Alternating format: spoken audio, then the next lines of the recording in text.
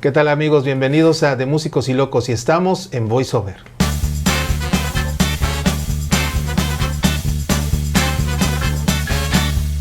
Amigos, ¿cómo están? Muchísimas gracias por estar en un capítulo más aquí con nosotros en De Músicos y Locos. Mi nombre es Carlos Saldaña y esto es The VoiceOver y quiero presentarles a Verónica Covarrubias, que viene bajando así del avión desde las Francias, llegando, cambiando 20 grados de diferencia, ¿verdad? Creo que más, ¿eh? ¿Más? Porque aquí estamos como a 40, ¿no? Imagínate, y allá como a 15. Vero, muchas gracias por estar aquí con nosotros. Muy contenta, Carlos. Gracias por la invitación. Bueno, en esta ocasión, lo que sí, el tema que nos atañe, que es en esta clase de episodios, que es el VoiceOver, Verónica Covarrubias, entre muchas otras cosas, es locutora durante 15, 18 años en el quehacer de la radio.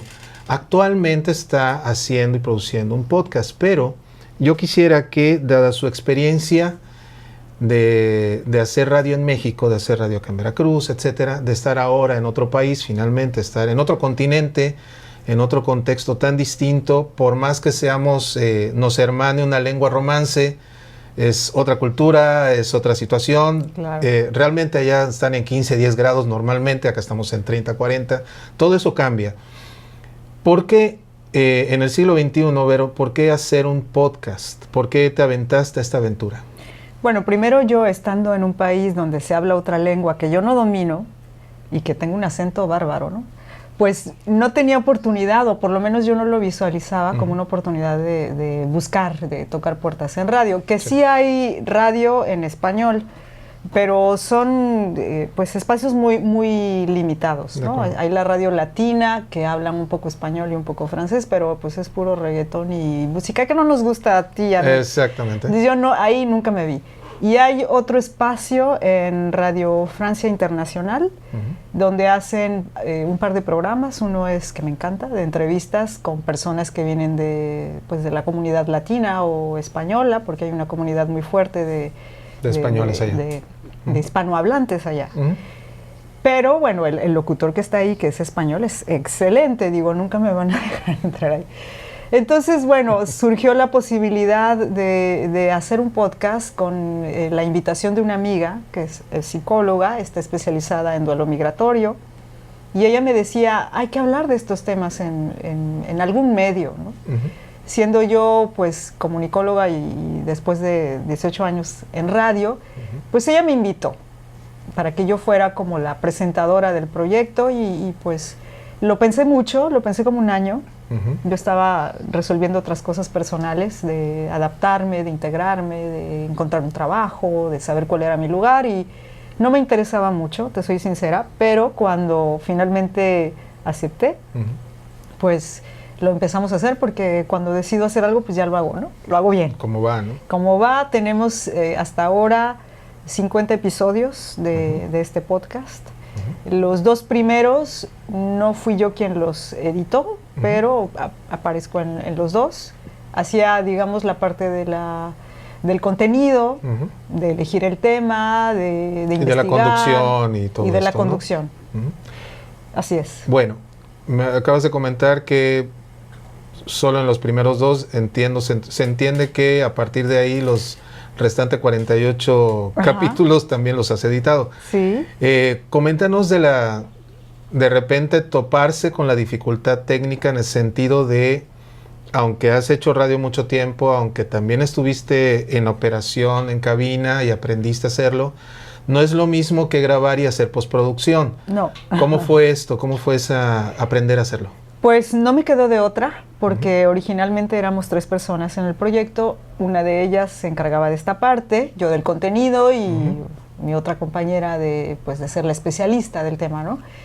Y cuando mi compañera, la que hacía la postproducción, pues nos dice que no tiene tiempo, yo dije, no, el proyecto no se va a quedar aquí, ya estoy picada, ¿no? Ya le entramos, ahora pues lo hacemos, ¿no? Y pues empecé a checar tutoriales, youtubers y bueno, sí conocía un poquito, ¿no? Tampoco estaba tan perdida, te consulté a ti, consulté a muchas personas y aprendí a hacerlo. Los primeros episodios pues sí me llevaban eternidades, sí, que mi marido me decía, bueno, ¿qué tanto haces ahí? Y yo, espérate, que tiene que quedar bien.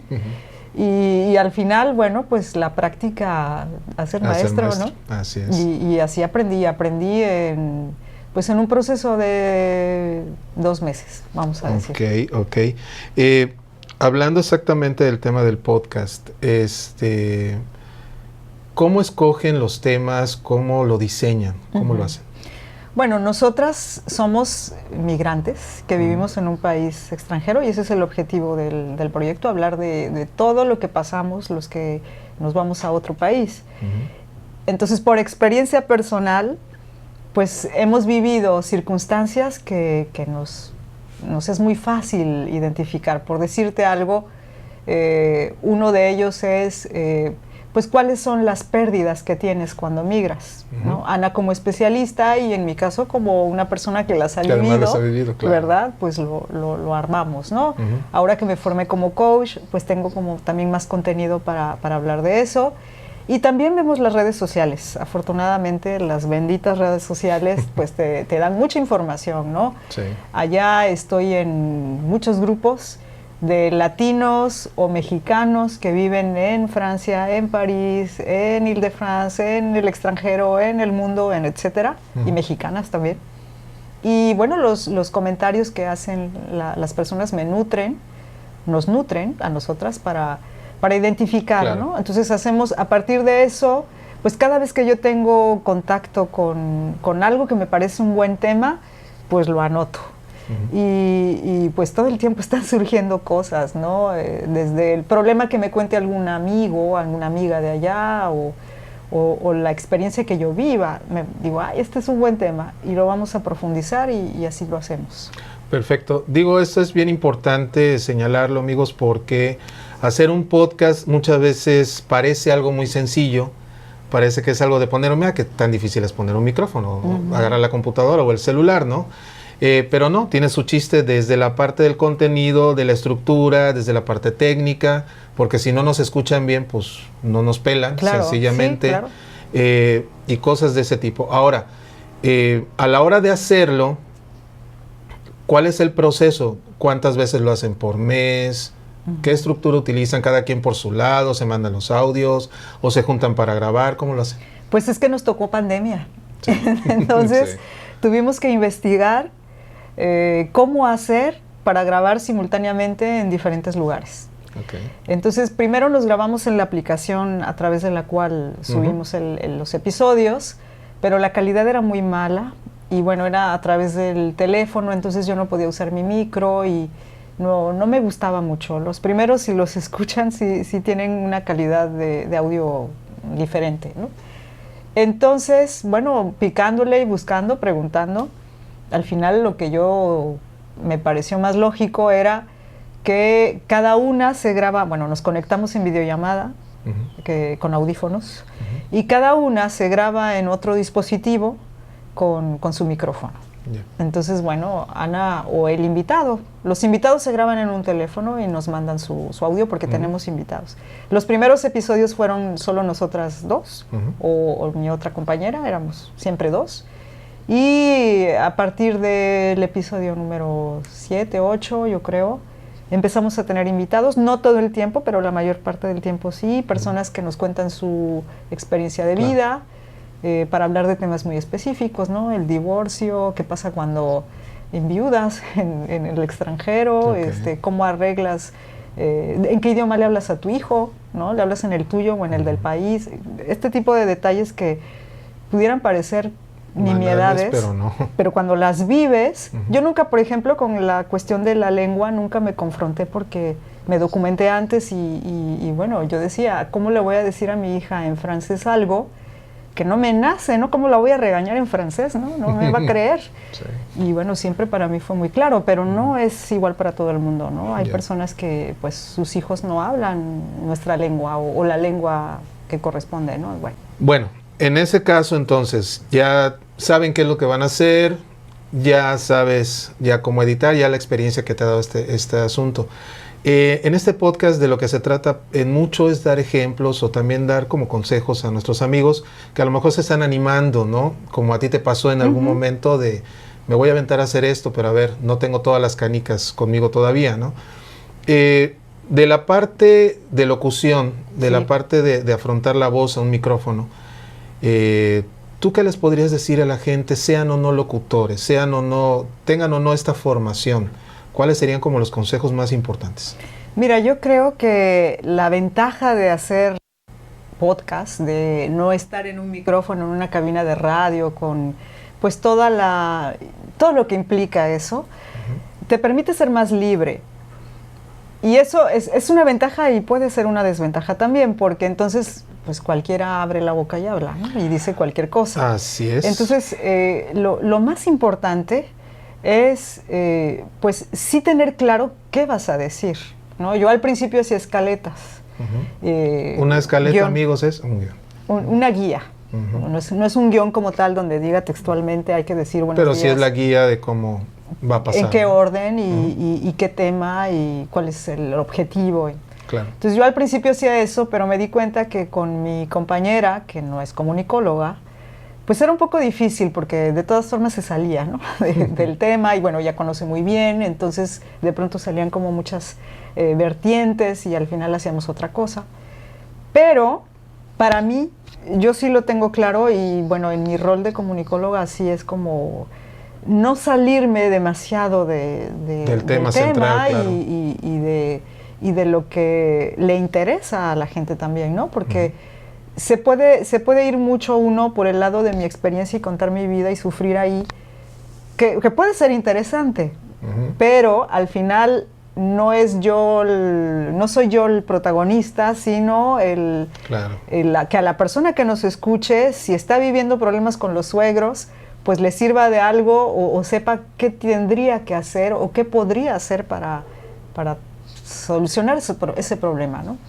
Entonces, bueno, para mí lo más importante es eso, tener muy claro, pues como irse papalotear por ahí por allá, ¿no? Exacto, y documentarse también, porque puedes no tener la mejor voz del mundo, pero si lo que dices es interesante, y para que sea interesante tienes que documentarte, entonces vale la pena que te escuchen, ¿no? Y en la parte técnica de hablar, ¿no hay algún comentario así como muy básico, muy importante ahí? Pues yo recomendaría primero hacer algún ejercicio de vocalización antes de entrar, ¿no? No entrar así como en frío. Exacto. Cuidar su voz, ¿no? Como en cualquier otro proceso de trabajar con un micrófono. Y pues cuidar la respiración también, ¿no? El saber respirar parece algo muy, muy básico, pero hay que saber respirar para hablar. Por supuesto. Entonces, bueno, hacer eso. Ok, para ir finalizando, Vero. Aparte de estos comentarios para nuestros amigos que estén pensando, estén comenzando a hacer un ejercicio de este tipo, enfocar los temas en la parte de las redes sociales, que son nuestros vehículos ahora, para hacer llegar estos contenidos a la gente. ¿Cuál ha sido tu experiencia con las redes en Instagram, en Facebook? ¿Cómo te ha ido respecto ya a la respuesta de la gente con este ejercicio de podcast? Bueno, nosotras que hacemos todo, hacemos la locución, la producción, etcétera, realmente no dominamos el manejo de redes sociales, pero sí pertenecemos a muchos grupos en Facebook principalmente, y es a través de ellos que colocamos el enlace cada semana. Hacemos un episodio por semana. En este momento estamos pues digamos en un proceso de stand-by, porque decidimos hacer un break después de 50 episodios y retomar fuerzas, ¿no? Claro. Entonces, muy pronto, en estos días, regresamos, pero originalmente es un episodio por semana y pues colocando el enlace en las redes sociales, pues creo yo que realmente conocemos el tema por experiencia propia y eso es lo que atrae, ¿no? Cuando la gente lo lee y dice, sí, yo también tengo problemas con mis suegros, ¿no? Mis suegros extranjeros. Sí, sí. Entonces, ¿cómo le hago? Y eso es lo que hace que nos sigan, ¿no? Tenemos una fanpage y en ella, bueno, está una comunidad que es activa, que participa y que a través de eso, pues nosotras estamos constantemente haciendo, pues teniendo una retroalimentación. También de pronto hacemos lives, ahora estamos considerando hacerlos más seguido, también para recibir información de qué quieren que hablemos, ¿no? Por supuesto.